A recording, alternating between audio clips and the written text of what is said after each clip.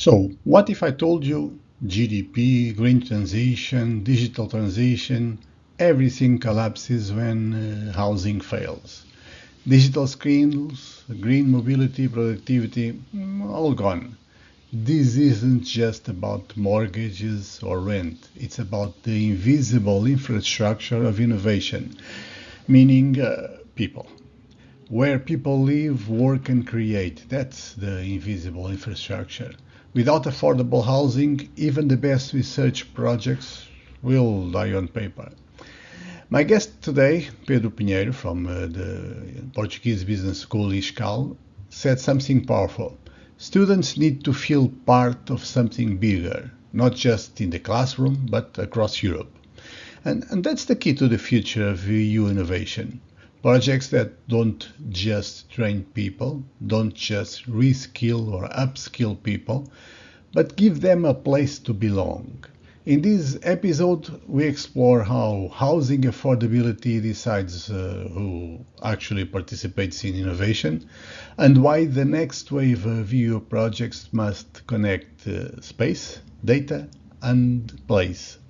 Speaking of space, we'll also look at the Horizon call. The Horizon call open right now. It's a 5 million opportunity to build resilience through space-based applications.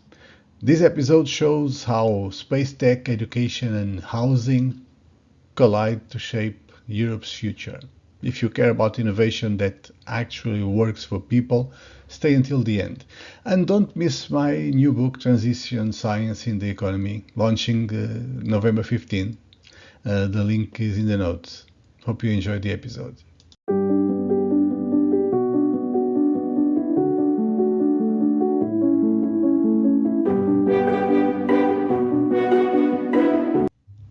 So, what if I told you every transition collapses when housing fails?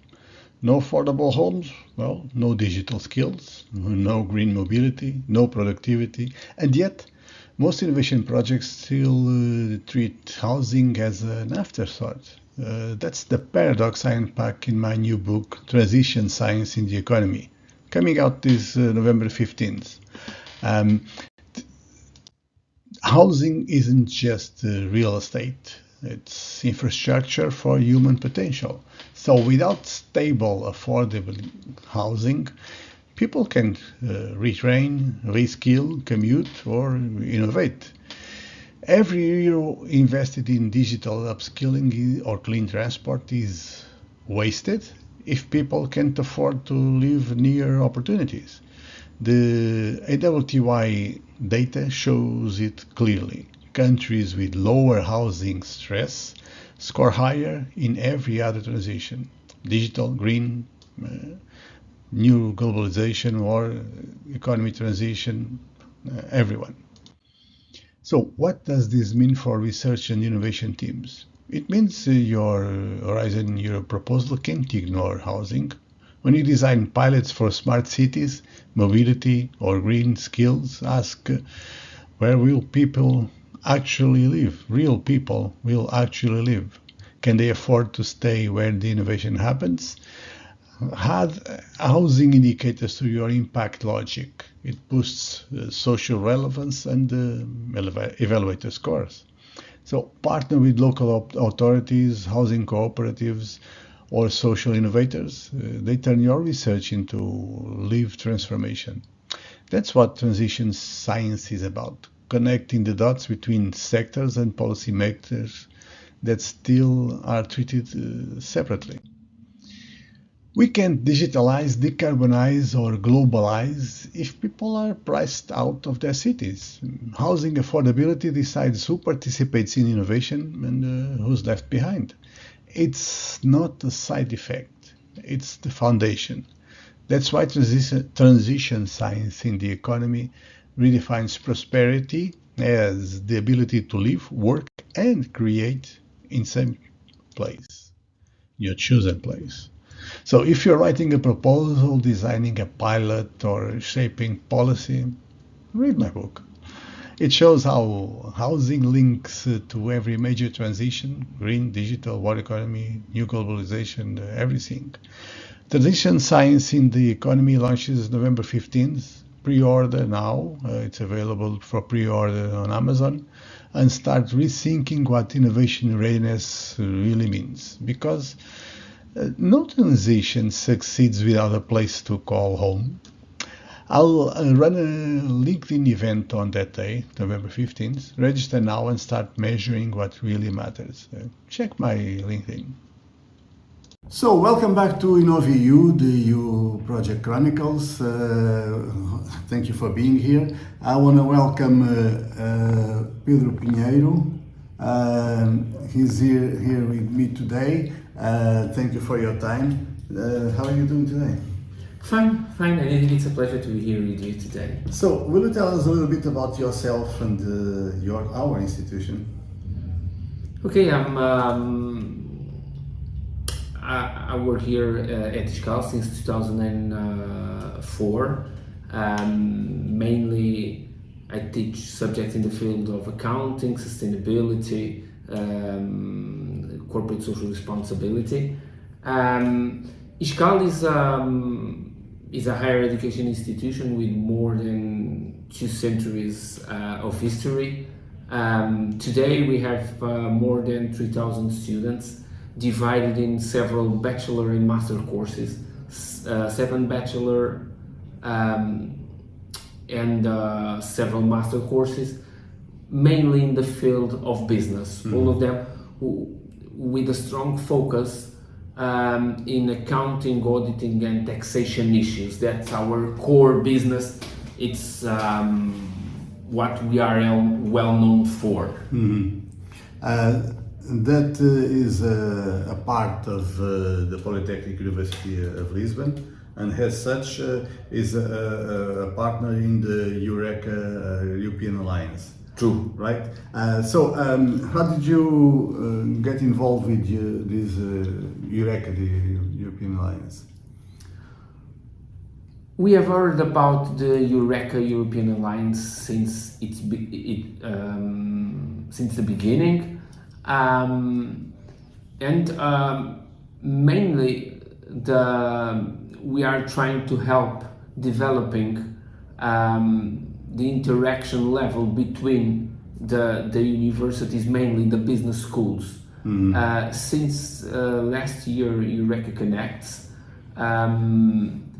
we start having regular meetings to discuss some issues that are more related with the business school approach, and also we are working on a joint master proposal to try to at least create some awareness in the field of business regarding the Eureka University Alliance, which is for sure one of the most difficult things to deal with, which is to create awareness that Eureka exists, what should be its purpose, how can both students and staff can contribute to. So that's one thing that I believe makes Eureka a little bit different from the other projects I've worked in. It's not destined only to staff. You really want to involve students. What are your plans? What can you do to involve students in this project? Okay, first, as you mentioned, the student focus, it's something completely different from several other projects that we were already involved in, and at the same time, it is one of the main challenges, because this generation that we have today here, Gen Z, it's difficult to get their attention. It's even more difficult to get their attention to something that they are not familiarized with. So the first thing that we need to do it's to inform them, to provide them with all the information regarding the Eureka Alliance, and to explain them properly what are the main advantage from this project, what they can take from the project, because there is here let's say selfish approach from them towards several initiatives. They need to understand for them what will they gain in being enrolled in something. And I think that's one of the things that we must be clear. Explain them why it is important to be part of it. What will be the key features for them once they, for example, go to the labor market? What the Eureka brings them in order for them to be different once they approach the market. That's one thing. The second thing, it's still related with students, but at the same time it is cultural, which is to move forward with the staff and ask all the teachers to disseminate also the Eureka culture, explain them why it is important, create networks with colleagues from the other universities, and develop some initiatives. Like, for example, it doesn't have to be something really difficult. We can start with simple things like a coil, for example, or joint classes in which the students start being familiarized with their colleagues from the other universities. Create not only the awareness, but also the knowledge about how should they interact with their colleagues. What are the advantage for them of being inserted in a multicultural environment?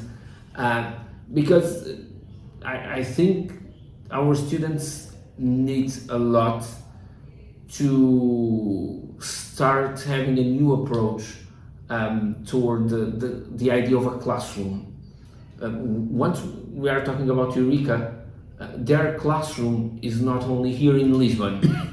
Their classroom is spread, or can be spread, or should be spread all across Europe. They can have a class with a colleague from Amsterdam or from Helsinki, or with a Portuguese colleague, but at the same time Finnish students could be attending the class. And for them that's a change on the mindset, because they are usually used to deal only with the issues that they can control within those walls, within the classroom. They know every day the teacher, and they know all their colleagues. And culturally they are very similar, so they felt comfortable dealing with that. It's and a need big to leap. change. It's a big leap dealing with other people, students from other cultures, other languages, other countries. But let me get back to how to involve students. Do you bet more on formal arrangements, formal channels to get in touch with students and spread the word? Or do you believe that the informal, like using their parties or whatever, is a better way to spread the word about the benefits of Eureka? I believe in a mixed approach, but the focus I think it should be on the informal part. If we take it too formal, I think we might lose their attention after the first 5 minutes of a formal presentation about Eureka. They need to feel what Eureka is about. If they don't feel it, they will not be engaged. And the best way for us to make them feel what Eureka is about is it has to be on an informal way. It has to be in social activities.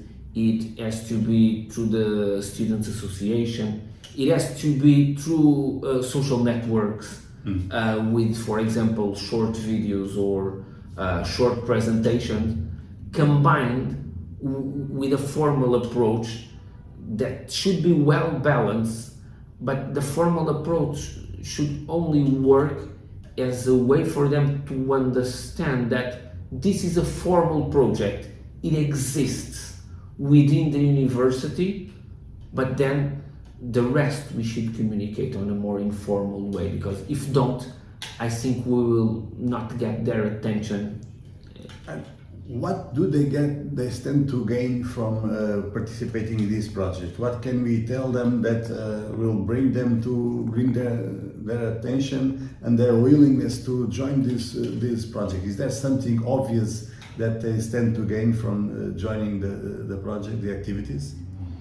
I think there are two things that for this generation usually works well. The first is the purposing. Most of them cannot even explain what they understand as looking for a purpose in everything. But once we ask them what is important for them, most of them answer us that I need to have a purpose. So I think one way to approach them is through the purpose thing, to explain them the big picture, what is behind this Eureka, and make them feel that they are being part of something bigger. That's one thing. The other thing is related with their approach to the market. It's to make them understand that this kind of international experience, like the ones that Eureka can provide, this multicultural approach that can be provided by the Eureka activities, can make a huge difference for them in having the career of their dreams. It doesn't have to be completely true that this will happen, but if we show them that they can have the opportunity through the Eureka, I think they will be more aware of getting the information that we want them to I think have. that's a very important issue, and I really love talking about this. Are you sure about that? Because I don't see the European university system going nowhere near the implementation of Europe-wide degrees. I mean, you get a degree in Portugal, it's valid in Portugal. Okay, we've been in the European Union for 40 something years. Nothing changed about that. Are these projects like Eureka something that will help Finnish student develop an international career in Europe? I mean, he crosses the border to Sweden. My geography is not great, but he crosses the border and his degree may not be valid anymore. Is this a step forward in the creation of a European labor market? At least it should be. It should be. It's a challenge. We've talked about for the higher education European area for several decades, but as you mentioned, I get a diploma in Portugal. If I decided to go and apply for a job somewhere in Europe, I might have some constraints, mainly when we are talking about professions that have a strong normative environment. If you're an accountant, for example, for us, or a dentist. But even in accounting, there was some steps forward that were done over the last decades. For example, most of the professionals that came from abroad and want to work as an accountant in Portugal.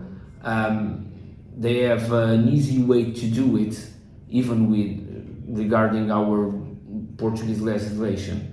But for the students, I think more than the formal opportunity of having an international career, I think for them it's more like the personal development that the Eureka actions can bring to them. Even if it is not formal, the recognition, I think they will be well prepared to face the challenges of living in Portugal and, for example, apply for a job in Finland or in the Netherlands, because they will be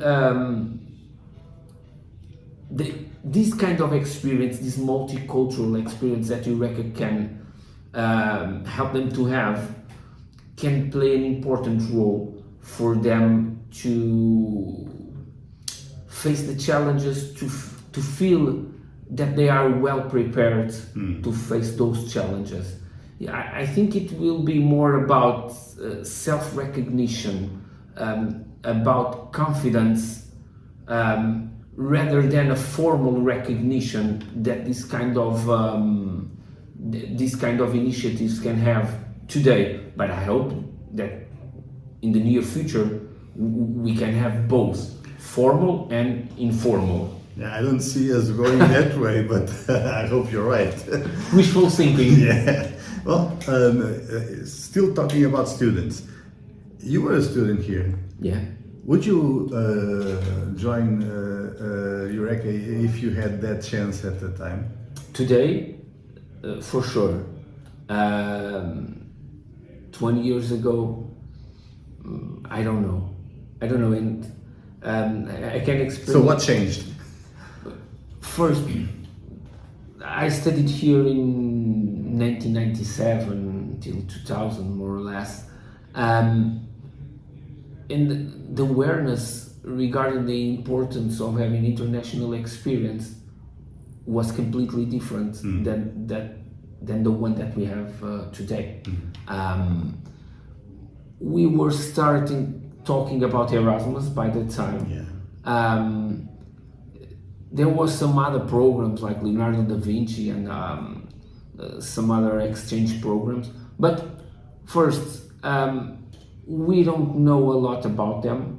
There were not so many participants that can provide the endorsement. Yeah, no testimonials. And third, companies didn't make by that time any distinction between having or don't have an international experience. 20 years after, things changed a lot.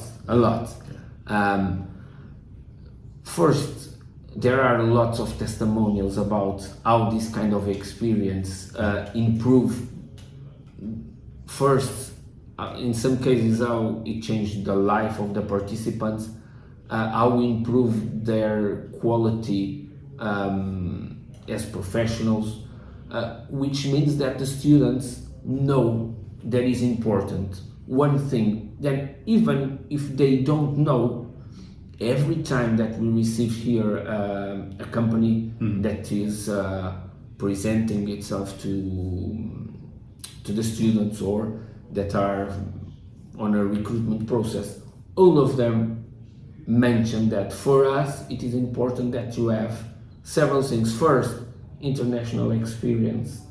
Second, work experience. Or third, that you can present something more than having a degree, that you help people, or that you play a sport, or that you have some social activities. Have a life.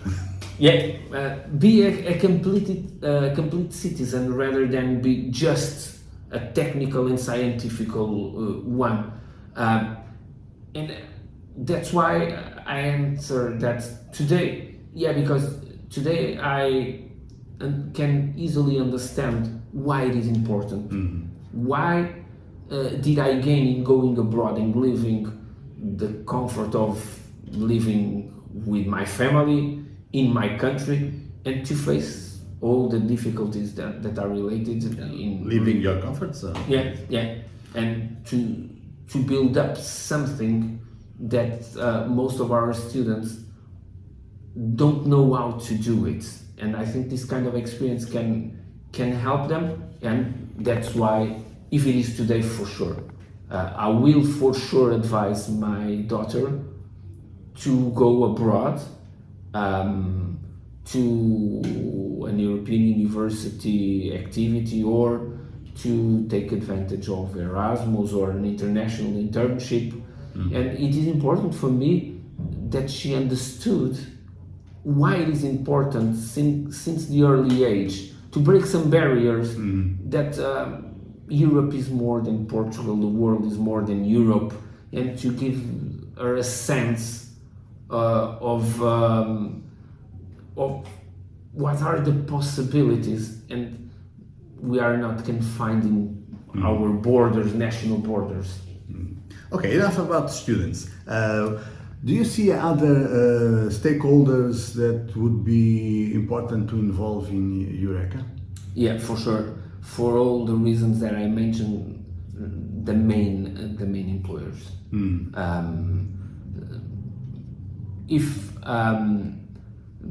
First, I see higher education institution as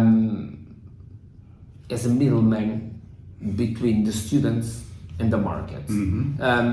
It's not a very, let's say, unanimous opinion, but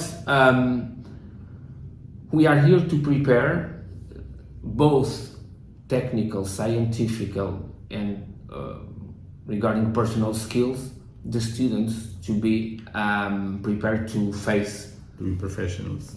what the market expect from them. And in this sense, companies could play an important part here, can play an important part in helping us stress the importance of being enrolled in Eureka activities, for example. Because one thing is we, as an institution, tell the students. A different thing is the teachers in the classroom tell them that it's important. A completely different thing is to have a company telling them that it is important. A potential employer telling them this is Okay. valued. If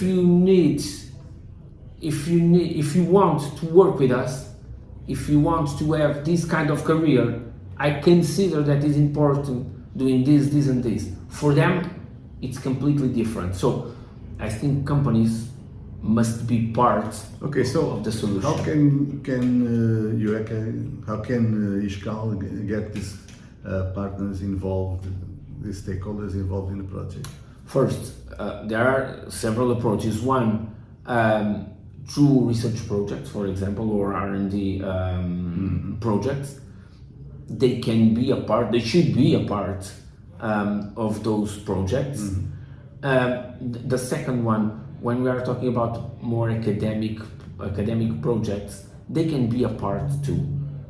Today we have the blended intensive program under the Erasmus umbrella, and for example here, all our blended intensive programs must have a company working for the project, even if it is just to provide with a case study, or to deliver some seminars, or on a more deeper way to cooperate. The company can be the focal point of the entire program, providing not only the case study, but also providing the seminars and evaluating the students on a completely professional environment. So we should bring companies to these kinds of initiatives rather than just make them a close thing within the academia.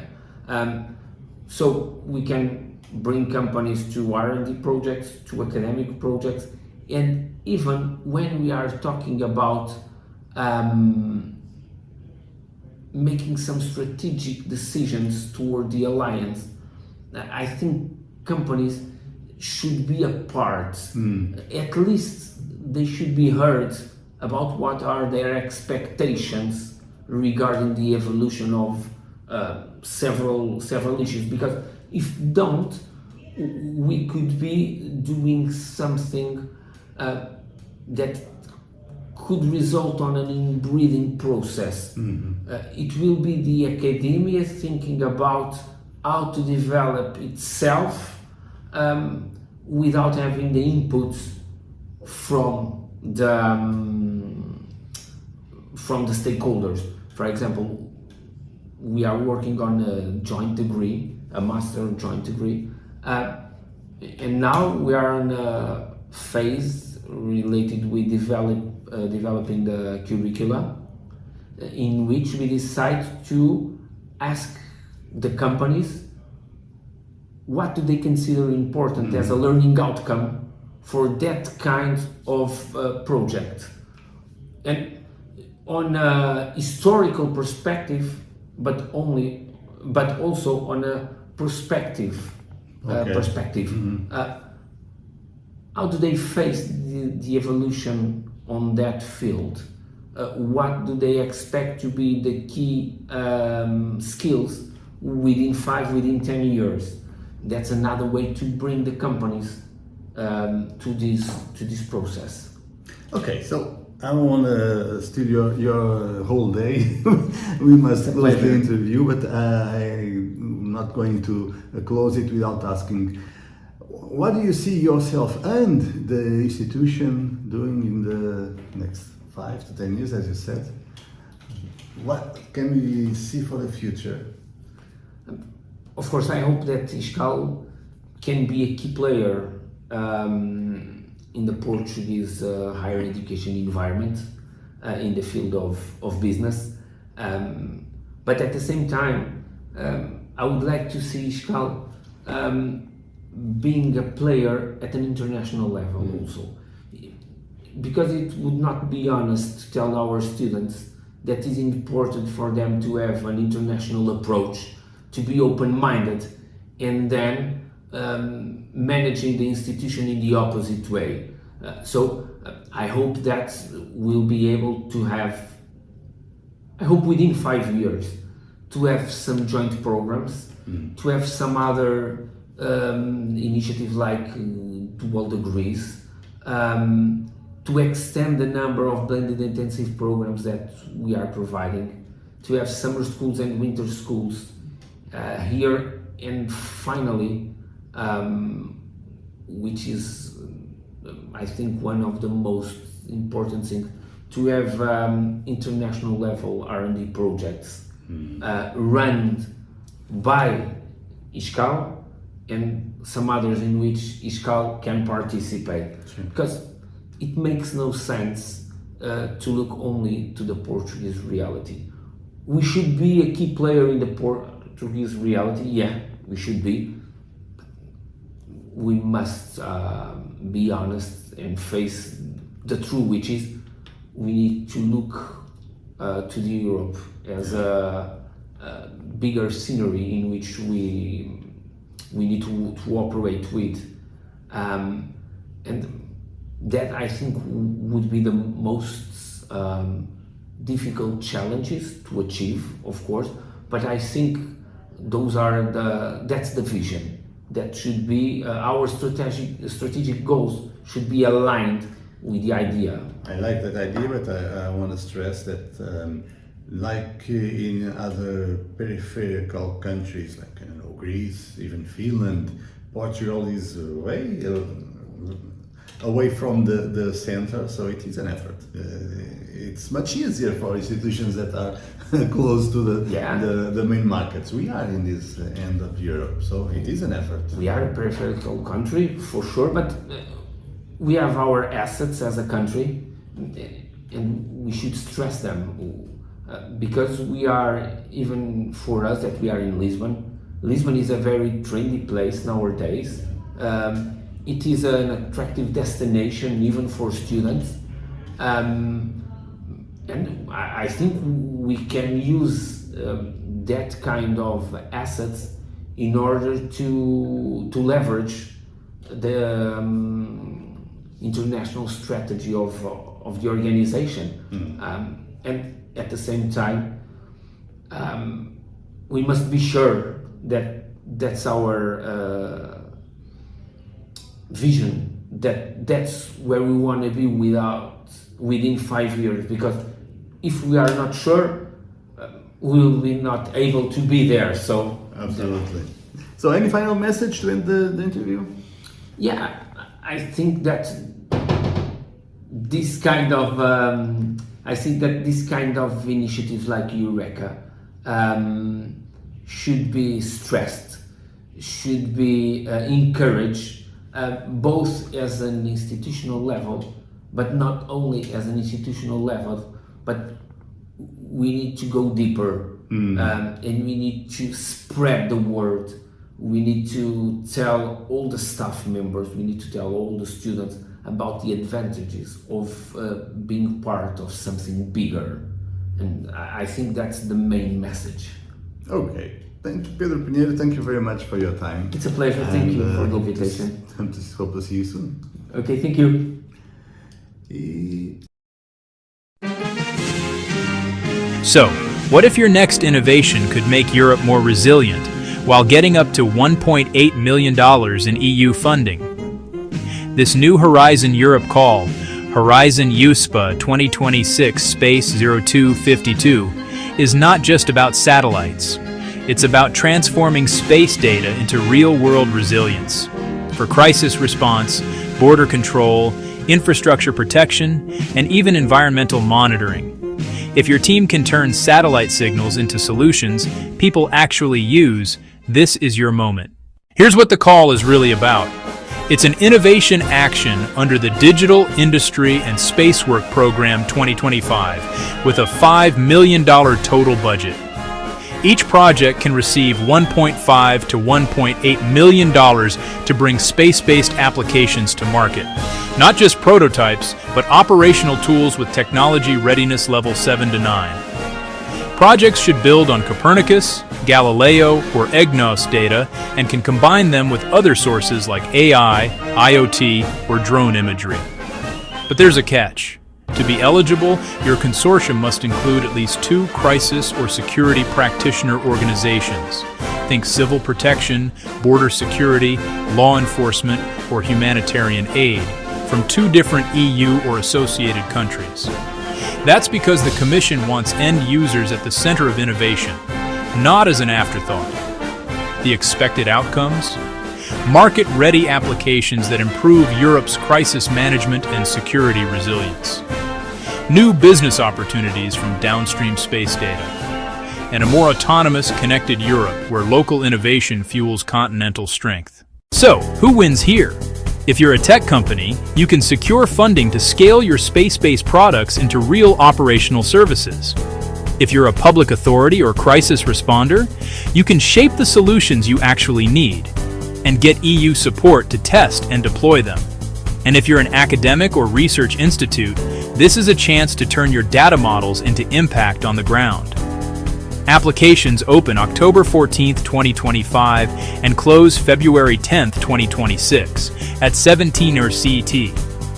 4 projects will be funded, so the competition will be fierce, but the opportunity is huge. So, if you want to strengthen Europe's resilience, build the right partnerships now. Check your eligibility, align your idea with Copernicus or Galileo, and prepare your proposal early. For full details, visit the Funding and Tenders portal and search for Horizon USP 2026 Space 0252. Because in the age of transitions, space isn't just about looking up, it's about building resilience right here on Earth.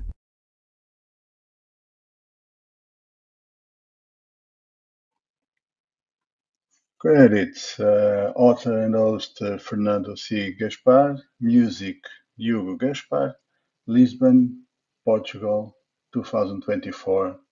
Reach us by email or DM.